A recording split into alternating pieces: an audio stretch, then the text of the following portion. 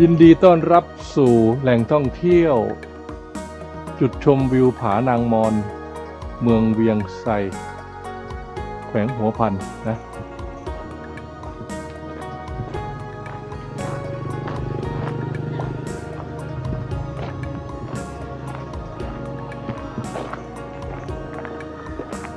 ขึ้นตรงนี้เหรอ300 ขั้นนะนับนะผมทำไม่ทันเนี่ย1 2 3 4 5 6 7 8 9 10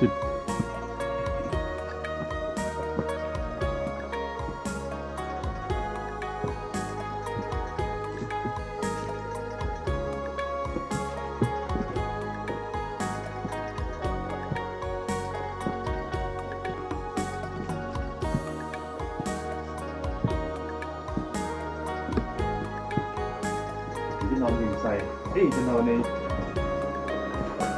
ห้องเลยนอนที่นอน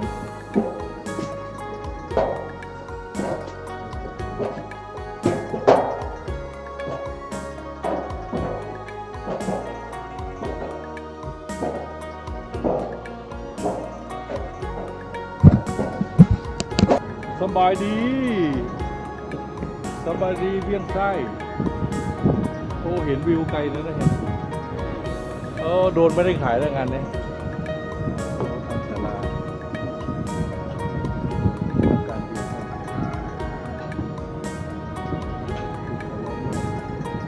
วิวคุ้มเลยคุ้มแล้ว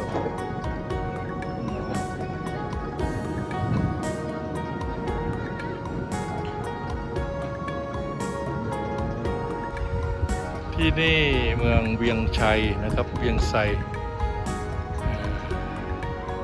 แขวงซ้ำเหนือแขวงหัวพันไม่ใช่แขวงซ้ำเหนือเป็นเมืองเอกของแขวงหัวพันเนาะสวยไหมครับข้ามทางถนนไปสวยอยู่ทางโน้นอะไรทางโน้นทางนู้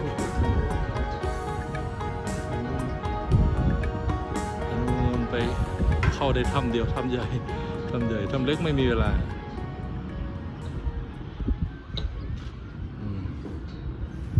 เบี่ยงเร็วไปหน่อยเบี่ยงเร็วไปหน่อยจะมองไม่ทันนะสวยไหมครับสบายดีเวียงไส้โอ้เห็นวิวไกลนะเห็นโดนไม่ได้ขายแล้วงานนี้ทำศาลาทำการเบี่ยง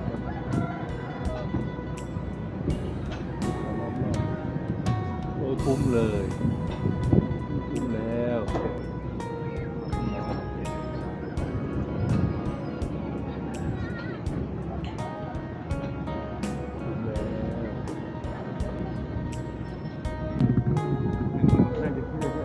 จะมองไม่เห็นเลยนะ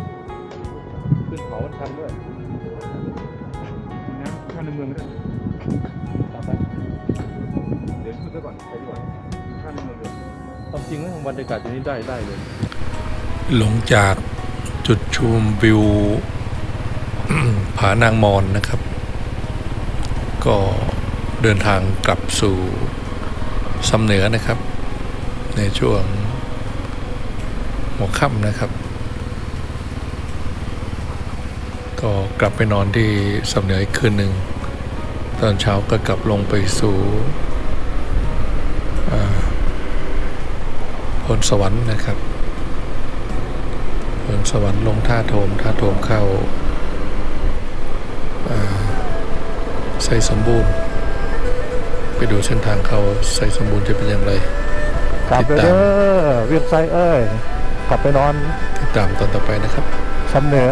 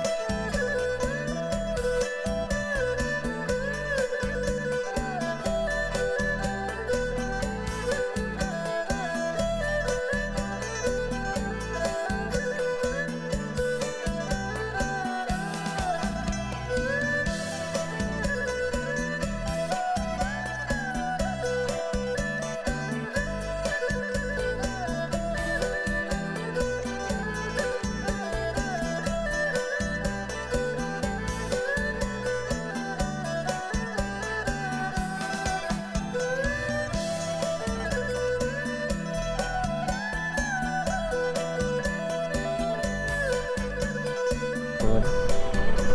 สะพานเก่าน้ำใส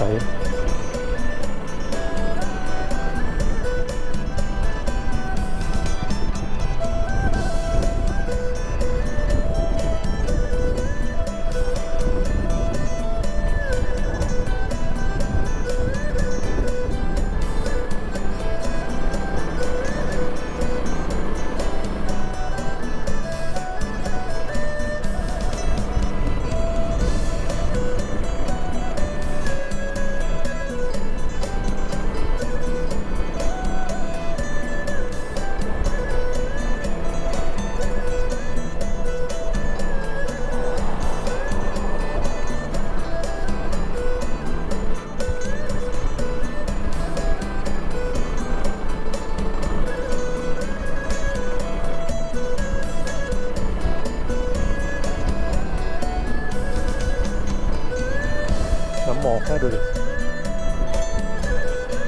น้ำหมอกลงแล้ว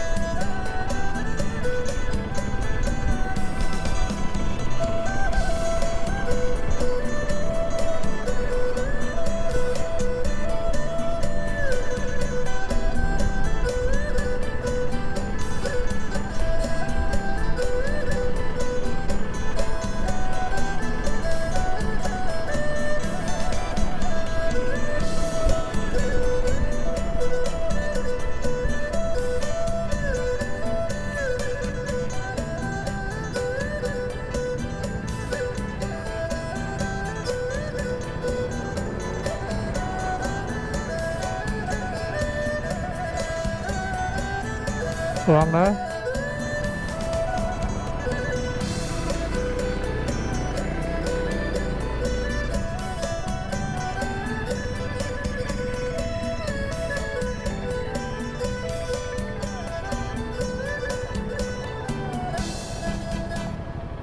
พี่เบนดูยัง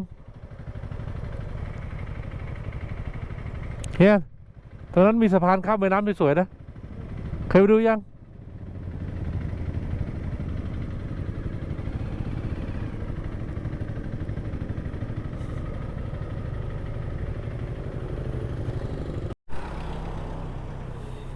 กินอาหารอยู่ร้านนี้นะร้านนี้ร้านอาหารอ่านว่าอะไรเหรอเซเว่นเดย์7 วัน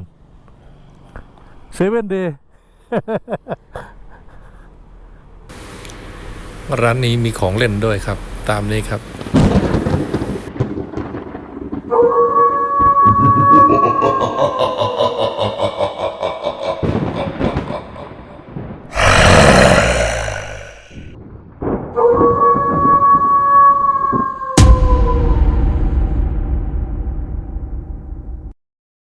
ชมแล้วอย่าลืมกดไลค์หรือกดยกนิ้วโป้งกดแชร์เพื่อแบ่งปันให้เพื่อนๆของท่านนะครับ และกด Subscribe หรือติดตามพร้อมกับกดสั่นกระดิ่งเพื่อแจ้งให้ท่านทราบเมื่อวินดี้มีคลิปใหม่ขอบคุณมากครับ